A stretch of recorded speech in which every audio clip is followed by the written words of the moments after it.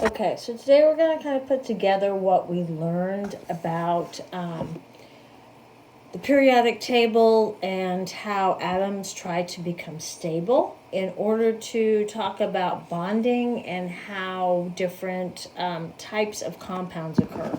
So we know with the octet rule that atoms try to become stable, and the way that they do that is by having a full valence shell. So we know that if an element just has, like helium and hydrogen, just has one s, that it will be full with 2 electrons. All of the other noble gas configurations, which are stable, have s filled, and then they have all of their p's filled, and that's where we get the 6 valence electrons that makes them stable. We know that metals, which are to the far left on the periodic table, they have a low ionization energy, which means that it is easy to remove an electron. They tend to become cations, so they lose electrons to get a positive charge. They have a low ionization energy, and they have a low electronegativity. So they do not attract other, when they bond, they don't attract electrons to themselves, and they easily lose them. They usually end up bonding with anions. And remember, the cations are the metals. The anions are the nonmetals. So when you look at nonmetals, they have high ionization energy, which means that it takes a lot of energy to pull their electrons away from them.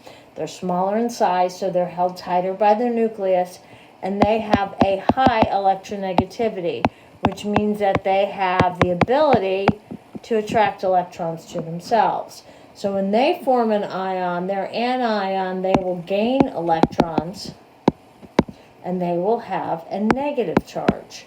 So when we're forming what we call ionic compounds, an ionic compound is basically a metal that is going to be bonded to a nonmetal. And what happens is a nonmetal takes the electron away from the metal. So for example, if we have sodium chloride or salt, sodium, when it's bonded to chlorine, has a positive 1 charge. Chlorine has a negative 1 charge. Sodium has lost 1 electron, which means that it now has the noble gas configuration of the period below it. And chlorine has gained 1 electron, which means that it now has the noble gas configuration of argon. So sodium becomes like neon and chlorine becomes like argon. Both complete their octet rule, and they're considered to be stable. So we're going to look at how you name ionic compounds, also how you write their formulas. So binary compounds are a type of ionic compound that just have 2 elements put together. One is a metal, one is a nonmetal. So we said metals lose electrons to form positive ions. There are some that can have more than 1 charge or form, but those are usually the transition metals, and we will get to those after we talk about just the normal binary compounds. We know that nonmetals gain electrons to form a negatively charged ion, and nonmetals, there's only 1 negative ion. There are no multiple charges like you find with the metals. So generally, when we're talking about writing the formula and the naming for a binary ionic compound, the metal is written first, the nonmetal is written second. In the name, the metal's name is first, and then the nonmetal's name is second, and the nonmetal's name is changed to the ending IDE. So we're going to look at formulas, and we're also going to look at naming.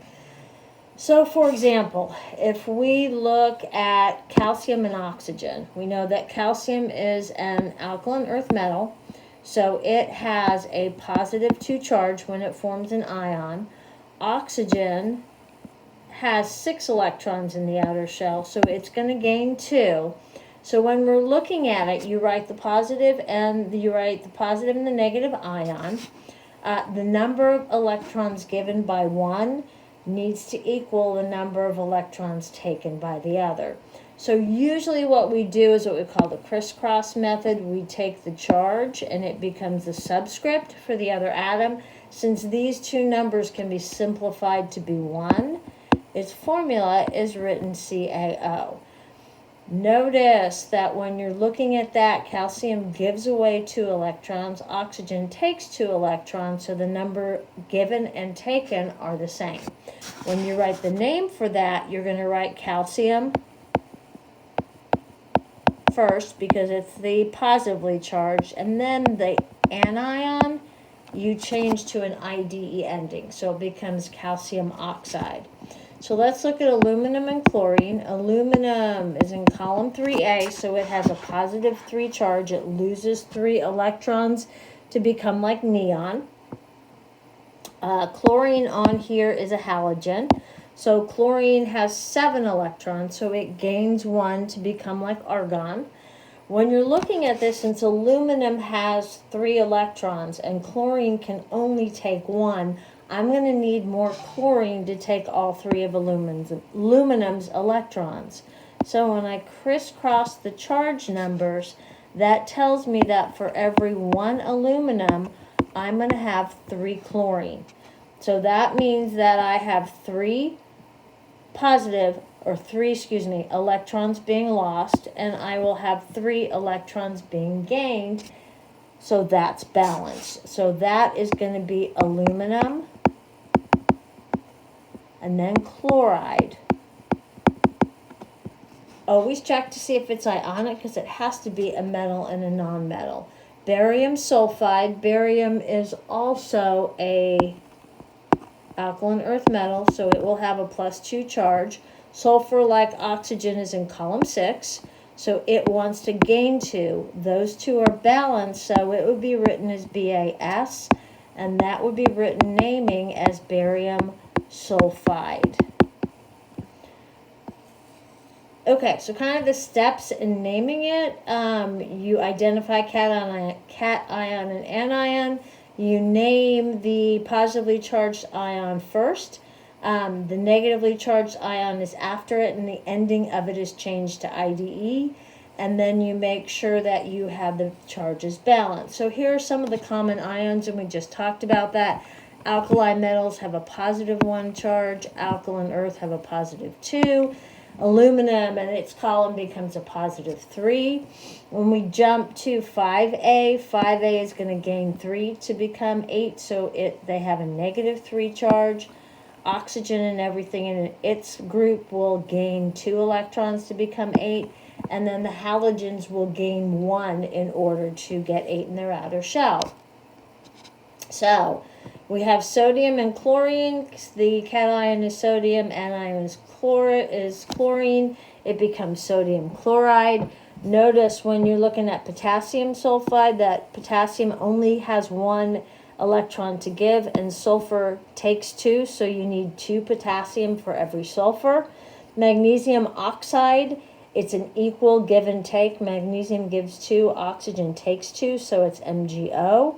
Calcium iodide, calcium has 2 electrons to give. Iodide can only take 1 of them, so I have to have 2 iodide in order to take both of calcium's electrons. And then aluminum oxide, we talked about the fact that it is 3 electrons given by aluminum and 2 taken by oxygen. So when we crisscross those charges, that gives you Al2O3. So that gives you 6. That since I have 2 aluminum, there's 6 electrons being given. And since each oxygen takes 2, there's 6 electrons being taken. So it's balanced.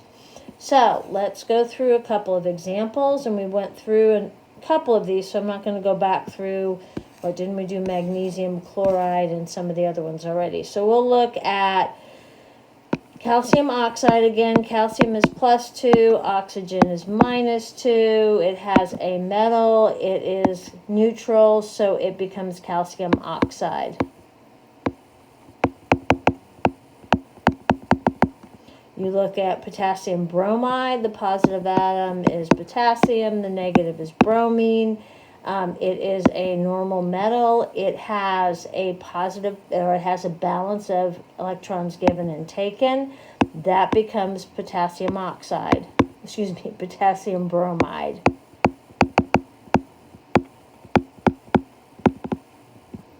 Okay, so aluminum oxide we already did. Magnesium has a 2+ charge. Chlorine has a -1 charge. Because of that, it's going to take 2 chlorine to take both of magnesium's electrons. Sometimes we do what are called dot structures, Lewis dot structures, to show the number of electrons in the outer shell. So magnesium has 2, chlorine has 1, so this chlorine can only take 1. So you have to have another chlorine come along to take the other. And that's where we get the MgCl2. It is a normal metal. We do have it balanced, and that's going to be magnesium chloride. Both of them become like noble gases. They have octet, and that makes them stable. We will talk next time about how to do this with metals that have more than 1 charge. So for tonight's homework, you're going to practice writing binary ionic compounds that do not have transition metals, and then we will add the transition metals and polyatomics in next.